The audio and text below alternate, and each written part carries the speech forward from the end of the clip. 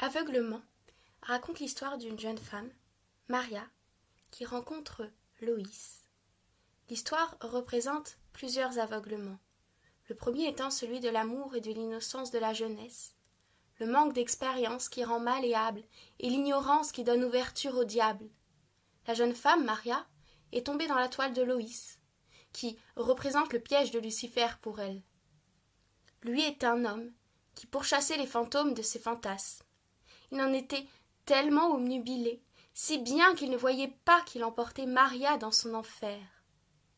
L'enfer de sa toile, dans laquelle il s'était empêtré, et dans laquelle il ne distinguait plus ses semblables.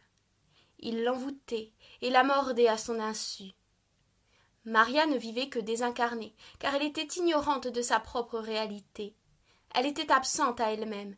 Alors, elle a été séduite par Loïs qui lui proposait, au travers de ses passions et de ses obsessions, un voyage idyllique dans lequel elle avait juste à se laisser bercer sans la moindre implication. Elle se sentait aimée, avant même qu'elle ne soit née. Loïs l'a pris pour ce qu'elle était, car il a senti chez elle une désincarnation manifeste. C'était un piège, autant pour lui que pour elle, car il s'enfonçait petit à petit dans leur enfer. Lui s'asséchait dans son désert, jusqu'à finir par se brûler, et elle se noyait dans son lac, jusqu'à ne plus pouvoir sortir de l'eau. Elle a cru qu'il lui redonnait réalité et vie, car il lui tendait une perche pour se relever de l'eau, sauf que, comme il l'a prise pour l'objet de sa recherche, il l'a enfoncée encore plus bas, puisqu'il l'a amenée avec elle dans sa terrible chute qu'il ne souhaitait pas revivre. Elle est tombée, elle croyait tomber avec lui, sauf que subsistait uniquement la trace de son passage passé. Alors elle l'a cherché, et elle s'est rendue compte qu'il ne l'avait jamais rencontré. Elle a souffert. Dans la chute, elle s'est prise d'amour pour le fantôme de Loïs, avec les traces de son passage passé, qu'elle a suivi elle aussi à la trace. L'amour s'est transformé en désespoir, car Loïs ne pouvait le recevoir. Son amour lui échappait, car il s'était perdu dans ses ténèbres. Il ne pouvait retrouver l'amour, car il lui était devenu inaccessible. Il était dans l'ombre. Loïs ne pouvait pas le voir, car ses yeux étaient absents. Ils étaient remplis de noirceur dans laquelle s'était perdue Maria. L'enfer de la chute. Il est aveugle, et elle est aveuglée par son amour. L'amour, pour lui, est inaccessible, précisément parce qu'il ne connaît pas la fin de son film, la fin de sa propre histoire qui la traverse. Alors il vit dans une boucle sans fin, car il recherche une vie qui lui est lointaine, il sait qu'il l'a connue, mais il ne la retrouve plus. Alors, avec engouement et hâte, il se presse pour la retrouver, il la cherche, et dès qu'il croit l'avoir retrouvée dans une figure féminine, il se jette sur une jeune femme, faisant alors ressortir chez lui une bête gluante et sombre qui représente sa perversion. Celle qui l'a détourné de son chemin, celle qui le tue à petit feu et qui ne peut pas voir.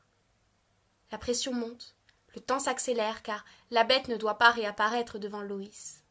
Elle sent la mort. Loïs se presse, il sent une pulsion monter. Il pressent le bonheur, alors il en est tout exalté. La pression monte de plus en plus fort, et là, tout s'éteint, il ne ressent rien, il n'a plus d'émotion, il est déçu. Tout s'était éteint avant même qu'il n'ait pu goûter à ce bonheur perdu. Au moment même où il doit la retrouver, il la perd de vue. Elle lui est devenue méconnaissable, car cette fois-ci, c'est elle qui prend possession de la bête. Elle se retrouve coincée dans une dynamique affective et fortement dépendante.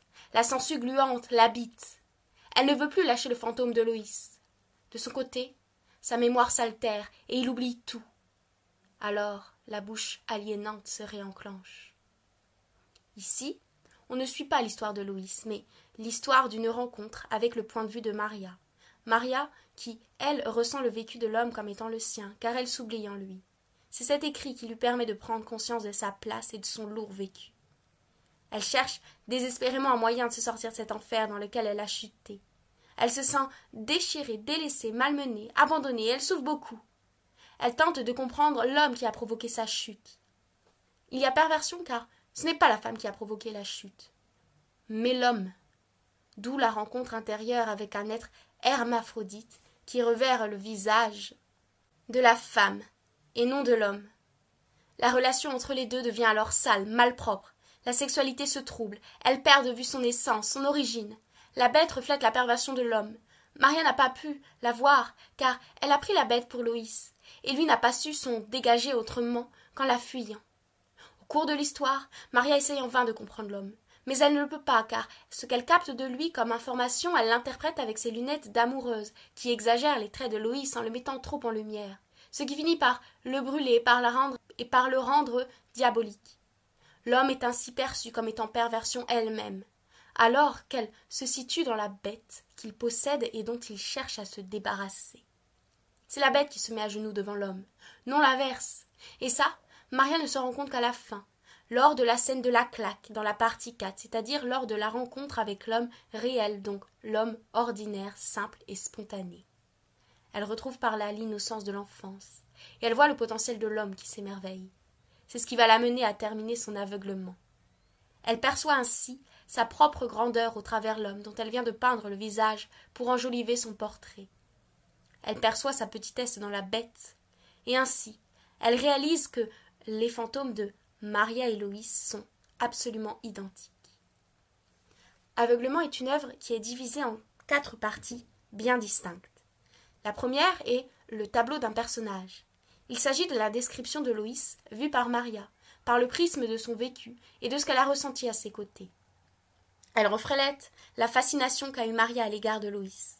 Regard rose et irraisonnable venant de l'intérieur, venant du cœur du Maria, mêlé au regard noir qu'elle a eu une fois les 3 premières parties vécues. Regard noir et défini, donné par l'extérieur, venant du cœur de ses proches. Ces 2 regards nous suivront du début jusqu'à la fin. Le tableau est une vision d'ensemble du personnage de Loïs, ainsi que des sentiments contradictoires de Maria. C'est un tableau global de l'histoire que l'on s'apprête à regarder. On rentre ensuite dans le tableau, dès la 2e partie, peinture des sentiments, où les sentiments éclosent en couleurs. On poursuit l'histoire. L'homme amène Maria dans sa trajectoire, et elle la suit aveuglément, en étant portée par elle. On suit les ressentis de la jeune femme, ainsi que son incompréhension lorsqu'elle se rend compte qu'elle a été choisie par lui mais qu'elle n'existe pas pour lui. Tâche des désillusions et la tentative d'effacer les coups de pinceau de la toile, car ici Maria se rend compte qu'elle vit une histoire seule. Elle s'en retrouve désarmée et désemparée. Elle souffre car Loïs est absent. Elle raconte ses premiers émois et ses premières illusions. On suit Maria au cœur de son intimité. Elle nous partage ses émois amoureux et sa tristesse de s'être prise d'amour pour un homme indifférent à sa personne et l'amour qu'elle lui porte. Elle s'est prise d'amour pour un mort. Cette partie se termine lorsqu'elle est éjectée du tableau par ce même homme. Elle revient à elle, fait son deuil de la relation. Difficilement, très difficilement. Alors, au lieu d'achever l'histoire, elle décide d'en donner forme. Elle décide de donner forme aux tâches pour construire un tableau cohérent. Ici, elle reprend le projet de Loïs en créant le sien à partir de lui.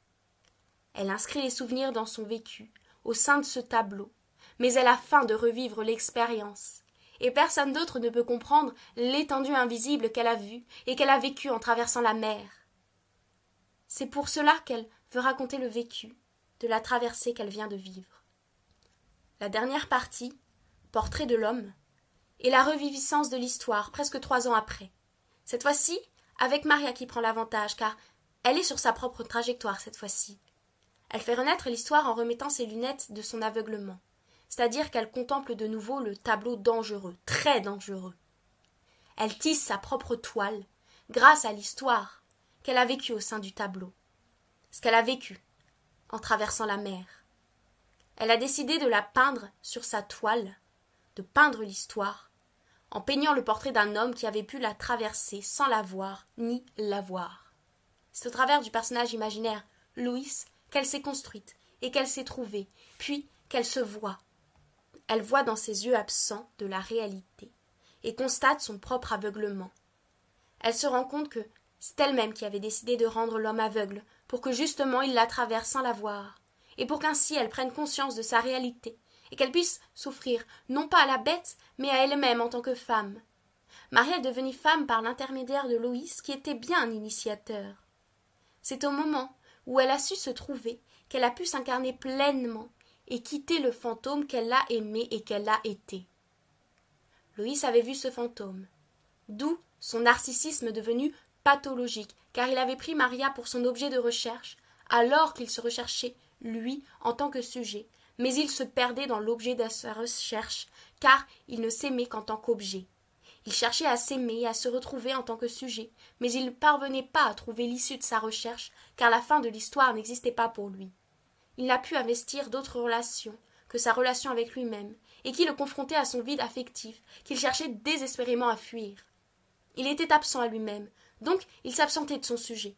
Ainsi, il n'était assujetti à personne et vivait comme bon lui semblait, dans l'inconscience. Il avait essayé de capturer ce fantôme identitaire, car il représentait le deuil d'une relation passée, le deuil de la relation fusionnelle avec la mère, c'est-à-dire le deuil du bonheur perdu de l'au-delà, au-delà dans lequel il a vu le fantôme de Maria, qui, elle, refusait de s'incarner et d'être présente à elle-même. L'histoire s'achève lorsque les deux personnages, Loïs et Maria, ont rejoint le réel et ont pris chacun de leur côté leur trajectoire qui leur était destinée. Caractérisée par le rêve de Maria dans les nuages dans la partie 3. Les deux fantômes ne cohabitant plus ensemble, la bête gluante de la relation n'est pas là. Cela signifie que, lorsqu'ils se rencontrent, lors de la scène de la claque dans la partie 4, la relation n'est plus malsaine, car il n'y a plus de traces de perversion, et plus aucun des deux fantômes ne se suivent à la trace. Par Élie Isa.